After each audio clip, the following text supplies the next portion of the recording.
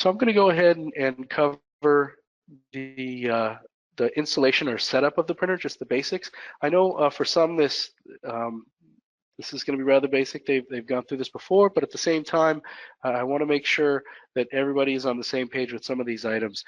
Number one, when loading your cleaning roller, the printer has a cleaning roller similar to the other card printers that we offer, where we have those cleaning cartridges and it has the lint roller, the adhesive roller that goes above that. In this particular system, we do not have a lint roller or an adhesive roller that goes above this roller. Typically, this roller I found, depending on the event, but it holds up for the full drawer of cards, sometimes more than that. But to clean it, you simply remove it from its holder in the back, and it's shown. I don't know if you can see my mouse here, but this is the roller itself inside the printer. And so you remove this roller, and you could either run it under water or use an alcohol swab and swab to get the material off. Often what I do is I use tape and roll tape across this to clean it. I found that works quite well. Now, another thing to note is that when installing this, there are two different sized ends to the cleaning roller. There's a shorter end and a longer end. And in the diagram here, it's showing how it fits into, there's a little plastic holder that fits in the base or frame of the printer, and this is it in the back here. There's an extra tab that is on the right-hand side here. And it's important to make sure that when loading it, you're loading with the smaller knob to the right-hand side, because if you try to force it with the larger tab, you're going to end up breaking off that little plastic piece that holds the roller or helps hold the roller in place.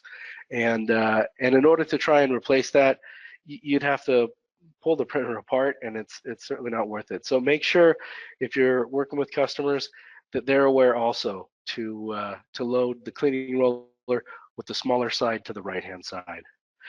Another really important factor, and this is often overlooked or often forgotten, is to make sure that when you are about to pack and ship the printer, that this roller is removed and put into the box with the rest of the cords and with the ribbons and the output hopper. Often it's forgotten, and I've experienced it firsthand when I've received printers that came back from an event when we loaned out a printer, and the customer had not removed this cleaning roller, and we found that it had bounced out of position, rolled through, and fell into the back of the printer and caused an issue, which I'll talk about in the troubleshooting section later on. So for installing the ribbon, the way the ribbon rolls, it rolls from the top of the supply and rolls under the bottom. When loading the ribbon, you want to be conscious of the supply side of the ribbon core. There are two rails that hold the ribbon in place that kind of guide the ribbon. When loading it, you just drop it in the center here. There's a space a cutaway that allows you to slide the ribbon in. Make sure that when you're loading it in the rails that you're matching according to the supply side, but you're matching the color of the ends of that supply ribbon with the rails that you're loading it into. When loading cards, you simply push the button in the front, the drawer will pop open. There's a pusher tab on the inside of the drawer that you slide back and you load the cards in. When loading, make sure that the cards are even and don't have a lot of up and down. Typically this doesn't happen, but every once in a while, if there's some static buildup, you could get some cards that are a bit higher than others. Just try to make sure, it doesn't have to be perfect, but if you could get them to be flat, that would help. The risk is you could run into some feeding jams if the cards are uneven when put in the drawer. Now the cards have notches and tabs. It's important to note that you want to have the tabs down when loading in the printer. And there are actually, inside the drawer, there's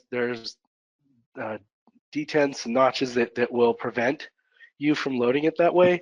But again, I just want to make note that this is the best way to load it in. And again, like all other cards, you do not want to touch the surface of the card. What I found is the best way for loading the cards is I will take a pack to pack. When you get your card stack, it comes in packs of 100 in the box that contains a total of 400 cards. So they're individually packed in packs of 100. And typically what I do is I'll take that pack and I'll flip it upside down on the table or desktop or whatever, and I'll have some sort of like a blade, and I'll slice into the pack on the side that has the tabs, because again, this isn't going to be printed, so it's not going to make a difference. And I'm careful not to make marks or notches or whatever that, you know, could run into jams. But what I'll do is I'll run a blade along this area and half sort of peel back the plastic wrapper, and then use the wrapper that remains along the top portion here. Then I'll hold it with my hand and drop that into the drawer, and then lift the plastic the rest of the way out. And that way I've been able to load the cards and didn't have to touch the cards. That's certainly not the only way, but it's one that I've come up with, and I found it quite helpful. So I figured I'd pass that on to the team just for some advice. So I mentioned a moment ago that you can print on both sides of the card. And I mentioned also it doesn't matter. In other words, that you can print on both sides. And it doesn't. You can print on both sides of the card. However, one thing I want to make note of is that with any cards, doesn't matter whether it's a CR80 card or if it's these large format cards, when cards are manufactured, they're made with several sheets that are stacked, and they use a die that basically punches out the cards. And if over time that die wasn't quite as sharp as it could be, then there's a possibility that you could get sort of a rough edge or a burr. And so what I found is when I'm loading cards, and I'm going to go back for a second here, but when I'm loading cards, typically what I'll do is I'll load it with the notch to the left-hand side. And the reason why is if you're printing your color, if you're doing full color, I print full color on the side that has the notch to the left-hand side. If you're going to do just monochrome personalization first, or just if you're going to run all your cards with static monochrome text that's going to be on the back of the card, then I'll typically load it in this format with the special tab to the right-hand side, because typically this is the side that's going to have the, if there's going to be a burr, and I don't want to make anyone worried, but if there's going to be a burr, this would be the side that would have a burr. And so in order to kind of ensure print quality for printing full edge color, I would make sure that this would be the side that you'd use for monochrome, and this would be the side that you would use for color.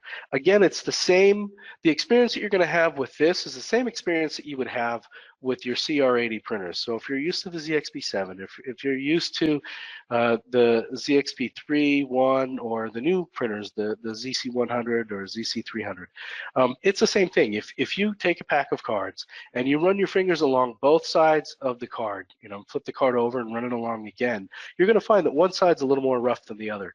It doesn't always translate if you're trying to print full edge color to an effect or an issue along the edge of the card, but the possibility's there.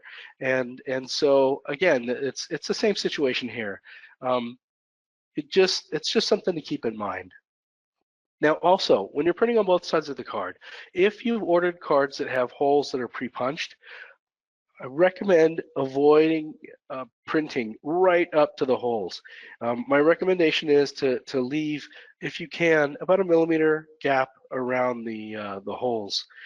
Otherwise, there is a possibility. You can see that this was a side where the holes were punched down through, because the area that isn't printed is somewhat clean, which indicates that the card was pulled down as that hole was getting punched, and that's why it's not getting printed across. Whereas the other side of that same card has where the rough edge was somewhat created by the hole that was punched through, and you could see uh, the marks or the print issues that are somewhat indicative of a rough edge or a burr that occurs. So to avoid that, if possible, I would avoid printing about a millimeter space if you can around the holes. To finish off loading the cards in the media, simply push open the drawer and add the output hopper. The card catcher or output hopper, like I mentioned before, will hold 70 of the 24 mil cards. For printer status, on the front of the printer, you have your LEDs, and the LEDs will light up, indicating the condition. Some will be solid, some will be flashing. On this chart that we have here, the items that have what looks like a little starburst or a sunburst is indicating that that particular light is flashing. So when you first turn on the printer, the first thing you're going to see is the green light is going to flash for a few seconds. And then after it flashes for a few seconds, and really it's typically around 6 seconds or so. Then you're going to see the two red lights flashing on the front of the printer, and that's when the ribbon is synchronizing. So the ribbon is going to go through a synchronization process, and then finally, when it's completed, you're going to have a solid green light on the front of the printer indicating that the printer is ready. The whole process typically takes about 24 seconds when first powering up if the printer has not been in use.